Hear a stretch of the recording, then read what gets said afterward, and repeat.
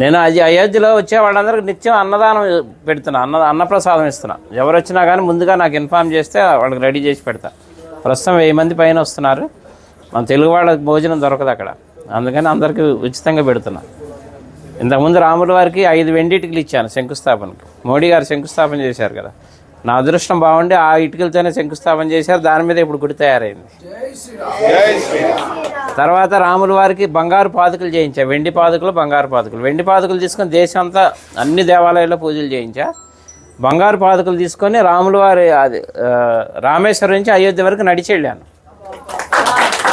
అది కూడా రాముల వారు నడిచిన దారిలో వెళ్ళా, డైరెక్ట్ వెళ్ళిపోకుండా వెళ్ళి ఇప్పుడు అక్కడే స్థిరనివాసం ఉంటున్నాను.